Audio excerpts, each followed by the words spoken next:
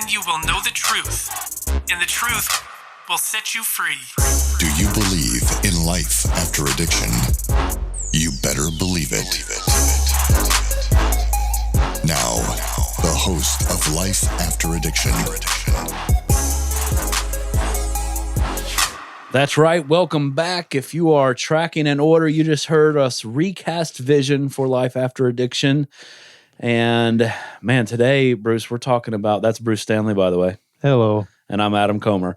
Today, we're going to be talking about a huge milestone that the Lord led us to and through and saw us through it all the way. We're going to be talking about how S2L Recovery, the place that God's called Bruce and I to serve as executives, we just got state licensure. Bruce, why is that a big deal? Well, I can just say from our side of the street, it's pioneering. Really, it's unheard of for a full Christian program to be state licensed. Yeah. And just so everybody knows what state licensure means, it's not a medical licensure per se, but it allows us to bill medically because we have clinical components within our services that the state has recognized and has given us credit. And medical components. Yeah, so we've got a doctor on staff, we've got a clinician on staff, we've got a nurse, and our program has become such that it's recognized now as program a treatment for addiction and things that can be billed for insurances and things like that. Yeah, and not only that, the staffing and the services provided, but also it's just a big deal because of the massive amount of physical plant stuff that needed to be done to be up to par. And it's not like our facility was in bad shape. It was a very nice facility, but just all of these things that we had to do. So here's the vision. I'll paint it, you paint it. We felt God calling us. I think we talked about this in another episode. We felt God calling us towards this place of licensure, and we kind of laughed at God. That's impossible, right? Not only did we think it was impossible, we were told it was impossible. And here's why. Not that places can't go and get licensure, but we were unwilling to sacrifice Christ. Jesus will be the centerpiece of our program. And we won't sacrifice it. We won't water that down. We won't lighten that. We're not going to have a Christian track that you can go through. We're not going to do that. And so we deemed it as impossible to combine clinical medical with Christ-centered. And we were told that as well. And so we were like, okay, God, we'll be obedient. And as we started marching towards this, it was like God kept making mountains and then making them molehills. Everything, every step of the way. So tell us a little of the process to it. And then I don't even want to talk about, just a couple of days ago, I even want to talk about the day that the inspector was on site. Yeah. Well, I think the word that comes to mind is that we weren't going to compromise. We were told so many times that if we came underneath this type of requirement, this type of regulation, that we would have to compromise on our programming, the curriculum, the way that we operated from a full biblical Christian perspective. And I don't know if things have changed in the legislature that this window came open, but it was all God sent because God started putting people on our path that was helping us find solutions for this. Let me just interrupt you for a second and you keep going. One of the, and it was almost like this, it was just a statement to us. And it was so simple. Everyone's like, duh, but it was mind-blowing to us. One person said, this is possible. You need to hire clinicians and medical team that love Jesus and believe the same about addiction. And then you could do it. And we're like, oh, okay. You know, and like, that's so simple, but it was like, oh. Yeah. And what I mean by pioneering was that, and we've been told this, I don't think I've fully, researched it all yet, but right. We're being told that we're the first. Yeah. To pioneer this as a fully Christian program with our curriculum being, non-traditional modality. It's all biblical, scripture-based, and that our doctors and our clinicians are believers and everything we do is from a biblical standpoint, and we're licensed. Right.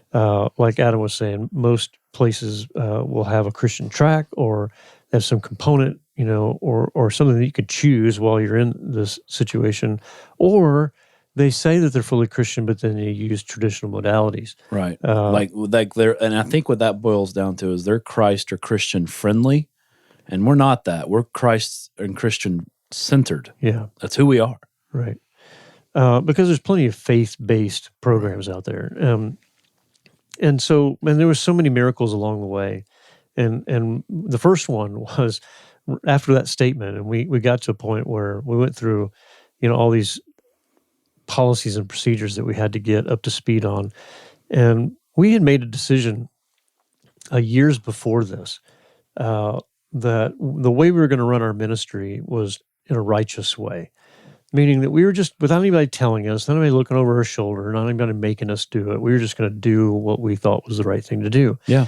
And the way we ran our program, and that's with the way that we handled medicines, the way we handled our food service, the way we handled our staff, the way we handled our curriculum, the way we handled everything. Yeah. And That's right.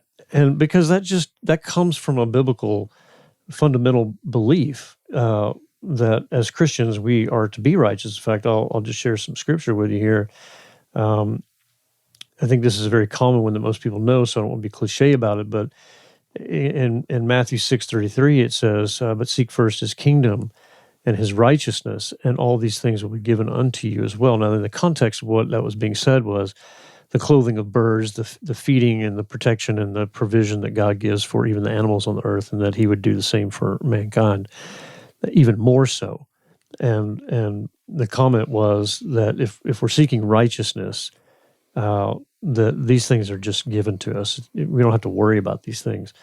But here's some other ones that come to mind and why we were doing this anyway. It says, "To do what is right and just is more acceptable to the Lord than sacrifice." And that's a Proverbs 21:3. And really where that comes from was a story in the Old Testament in Kings when the prophet Samuel was confronting King Saul.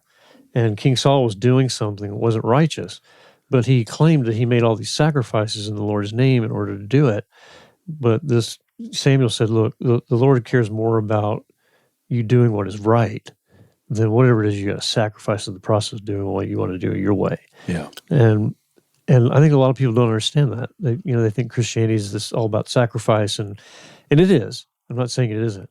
But the God cares more about the way we're doing things in the right way, according to His standards, than anything else. And everything else just kind of falls into place. So what we were doing was we were pursuing these things. And one of the things we first started learning when we got all these policies and procedures that the state required of us to be compliant with was that we were already doing these things.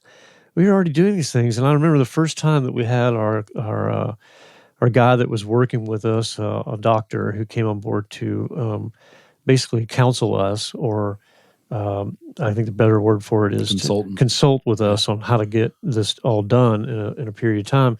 His first impression when he came to the ministry was, "Yeah, you guys are doing way more than what I thought you would be doing, and this is going to be a lot easier to get through these policies and procedures because you're already on track with a lot of this stuff."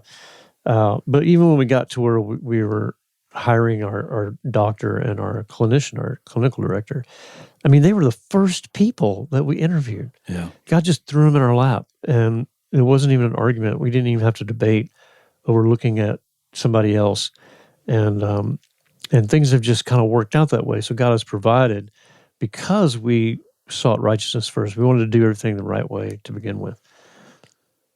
Yeah. And so the mountains becoming molehills started off, we put the feelers out there for the clinician, for the medical, and boom, the resumes start pouring in. All of a sudden, we're setting up interviews, and an interview fell through. An interview, we had something come up on our end. We had to reschedule, and then finally we sat down with one interview, and it was our clinical director, Brianna. We had an interview with our medical director, Dr. Daigle, and I was like, okay, wow, okay, well that's huge. But even the aspect of adding them to our team, I mean, we're just going to get into kind of some operation stuff.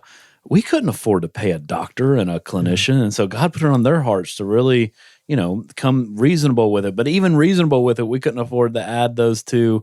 And God just kept providing financially, churches partnering. We had a very successful banquet, first time ever doing a banquet. It was successful. We had people who love the ministry agree to loan the ministry money, honestly, an interest-free loan. That's a that's a miracle in and of itself, right?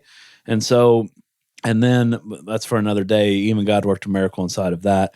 And so then now we're on to the next, and all of a sudden we're finding out we got to do all of these things. We find out we have to put a sprinkler system in the lodge, and just like, what? Okay, that's not.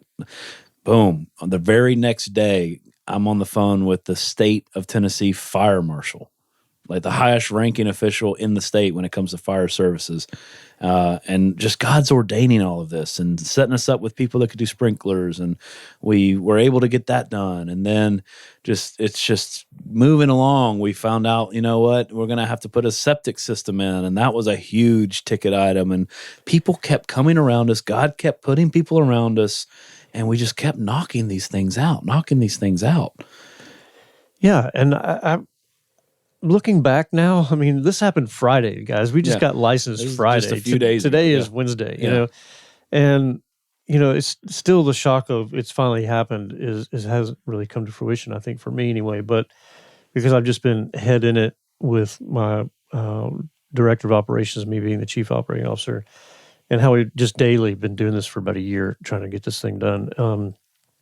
But, I keep coming back to the way it actually happened, which was just a day by day doing the next right thing, and I know that in itself is a cliche, but from a biblical sense, it's being righteous, focusing on what's right in front of you, making sure that you're not compromising on how it gets done, and you do it not the wrong way, but the right way, even if it takes longer to do it, even if it means a milestone that has to be accomplished in order to get there, something that at the time doesn't seem like even possible. And I want to read some more verses to you because in Psalm 34:15 it says, "The eyes of the Lord are on the righteous, and He hears, and His ears are attentive to their cry." So even without us asking for things for God, which we did a lot, there were so many times that we had prayer warriors out for us, and times where we were praying in our own closets and things for these things, but God already knew what we needed, and He was already in the business of providing these things because we were being righteous. And another verse here, he says, "Let us not become weary in doing good, for at the proper time we will reap a harvest if we do not give up." Yeah. And that was another thing. That's Galatians 6:9, and that's another thing. We because of the business that we're in, which is helping men through addiction, is that we've already learned, because we're all peers in this thing, because we've all come through addiction ourselves, is that God has taught us not to lose heart. He has showed us every time when we thought we were going to fall, we prevailed. And it's because we didn't give up. And we just didn't give up. We just kept going. Even times when it's like, oh man, we didn't know about this, and now we got to do this. And the number, like financially, the number was so astronomical. It was like, there's no way. There's no way we can do this. And then it happened. Like the money just appeared.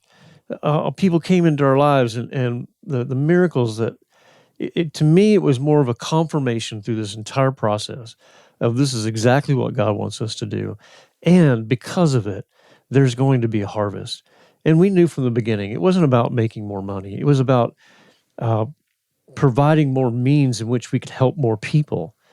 And money's a part of that. Unfortunately, we live in a world where money makes things happen. And to create more space, to be able to not turn people away who were coming to us that didn't have the out-of-pocket money, but they had insurance, and now we can accept that. And how many more people are going to hear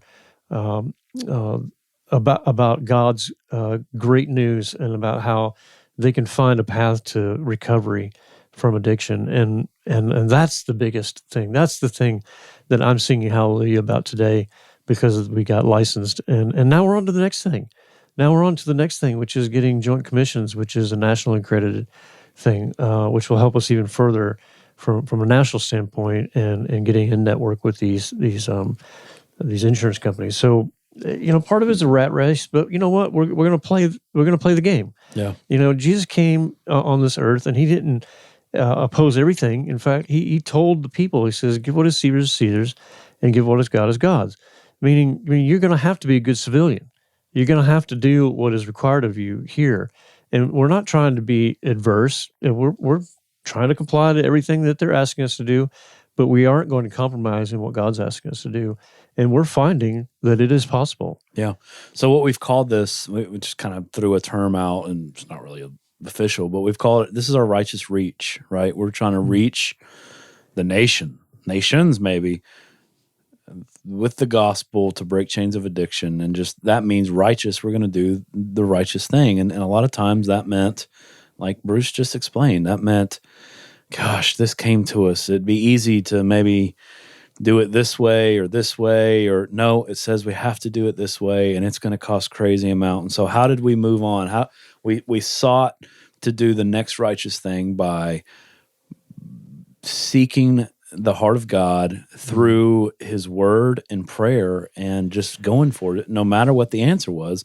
This is what we believe is righteous. We're going to go this way. And it was hard. And man, let's, as we're closing out here in the last few minutes, let's talk about the actual day of the survey, like the actual, how that flowed. And then I have a few things I want to discuss as we close out, but talk about that. Yeah, well, first I just want to say this, because this kind of, just in you saying what you just said, came to mind, in that there's a truth behind what we're saying in our process of getting a license. And that is, yeah, we didn't give up. Yeah, we didn't lose heart. Yeah, we sought things that were righteous. But one thing also is, this applies to everything in life, is that we didn't sit and wait for something to happen. And this, I want to make sure everybody understands this, because whether you're dealing with addiction, whether you're dealing with finances, whether you're dealing with a difficult marriage, whether you're dealing with job loss, whatever it is in life that you're having to deal with, God's not wanting you to just sit there and wait on him. God says, you participate, and I will come alongside you. And so what we did was, well, this sprinkler system is going to cost astronomical amount of money, but you know what? Let's go ahead and see if we can get a hold of fire chief. Let's go ahead and get an appointment for somebody to come out here and look at the facility. Let's go ahead and see what it would cost to do this or that. And let's talk to this guy, and let's get with the state, and let's figure. And by doing that, which is what we could do, God provided all the other stuff. And that's my message to everybody, is that's the biggest thing I learned in all of this, is that God's plan is never for you to sit and wait on him. Yes, he does want you to depend on him. Yes, he does require of you to wait on him in patience, because when you ask, he will give. But he also wants you to participate. That is the biggest misnomer, I think, that people think of Christianity and our salvation and our relationship with God. It is a participation relationship, not a you do everything and I sit here and receive it all. And we just employed that in the process of getting a license. Yeah. Now, when it comes to the person showing up last Friday to get our first inspection, she shows up, and you're talking about a person who goes to hospitals, anybody who goes through a licensure process, which could be hospitals, which could be nursing homes, which could be clinics, could be anything, right? And so she's not always just going to addiction recovery homes and licensing people. In fact, given our size, she probably rarely goes to places like us. Right. And, the day started out with, her being skeptical. We're a lodge on a mountain in Middle Tennessee, in the middle of nowhere, in Woodbury. And, everything looked good. I think she was a little surprised that there were so many chiefs that are, waiting to introduce themselves to her. Everybody in the executive staff, including our doctors and all the stuff were there. And I think it just didn't meet her expectation of what she thought she was going to be involved with. But as we walked through the house, as we looked at everything, she became more and more aware of how righteous we had been and the way we've been operating, not just weeks before she got there, but for years. I mean, we've been in business for 13 years. Yeah, 14. 14 years. And that's right, New Year. But as the day went on, she became more of an advocate for us. And it turns out she was a believer also. And how things just seemed to just all fall in place by the end of the day.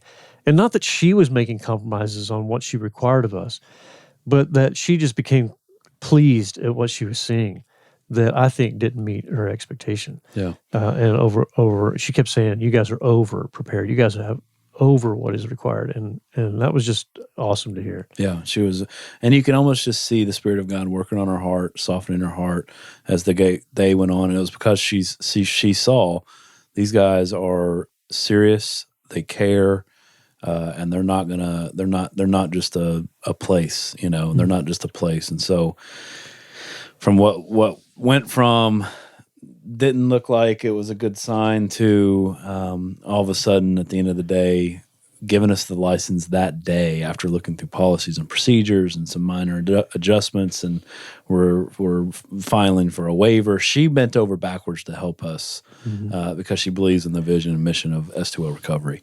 That was really cool, man. And so just to kind of close it out, there's a scripture I want to read, but as we were not going to compromise, as we were the righteous reach, that meant we're not going to compromise Christ, which meant also we're not going to compromise the way that we love guys. Like you hear love all the time, like I love you, and I think that's alumni always say, man, there's just a different feeling on that hill, and it's because Christ in our hearts causes us to want to love and show. I want to show this love of Christ. I want to love you like Christ loves the church, as he calls a man to love his wife, I guess. But just show this, hey, you're not damaged goods. You're a bloodstained child of the kingdom if you're a believer. Yeah, you're more than a conqueror. You're not what you've been told or what you think about yourself. And as we just committed to doing that, looking back now after receiving this license, it's just like, okay, I get it. And scriptures like Proverbs 3, where it says, let not steadfast love and faithfulness forsake you. Bind them around your neck, write them on the tablet of your heart, so you will find favor and good success in the sight of God and man. Trust in the Lord with all your heart, and do not lean on your own understandings. In all your ways acknowledge him, and he will make straight your paths. Be not wise in your own eyes. Fear the Lord and turn away from evil. And I mean, there was a lot of times it was scary, man. In our own minds and our own understanding, it seemed like this was not going to happen. Like, man, if it was a miracle had to take place, but we didn't lean on our own understanding. We trusted that God called us to it. We trusted in what he said. We trusted that we're called to be righteous. And man, he made our path straight. Yeah. So Adam, I guess I want you to close us out with this. Because to our listeners, you may be asking yourself, why is this important to me? I mean, because it just seems a lot of introspective talk, us maybe even patting ourselves on the back for what we did or what God did, which is okay too. But why does it really matter to those who are listening? Why does all this matter? Yeah, man. So, I mean, when the lady, the surveyor said, you're going to get your license today, I said, hey, I need a minute. And I went outside and just began to weep. Try to keep it private, right? I don't cry well. It matters a lot because, one, it's obedience of what we're called to do. On a big scale, you've heard our vision. If you've listened to it, we believe God's going to bring revival through it. But also, this is an epidemic in our country, and the way our country is going about it doesn't work. It doesn't work.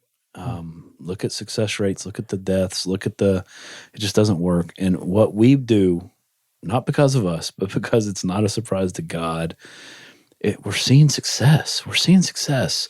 And getting this license means that our field of reach is now even larger. After the accreditation that you talked about, which is the next impossible thing that doesn't seem like it's going to happen, but God. And after that, our reach is going to be massive. And you know what? We've kept really good notes on the process. Our vision is to train other places to do this and really end this epidemic. That's why it's a big deal. It's a big deal because now we're up there. We're licensed the same way as the Passages of Malibu on TV is licensed, right? We have the same credential that they do now. And we're the David with the slingshot. You know what I mean? Amen. That's what I mean. Well said. So that's all we got. Licensure is a big deal. You could hear it in our passion, in our hearts, in our voice, but that's all we got. Life after addiction. You better believe it. You better believe it. Life After Addiction is a production of S2L Recovery. If you have any questions you'd like answered on the podcast, email them to info@springtolife.net. That's info@spring2life.net. And for more information on addiction recovery, visit s2lrecovery.org.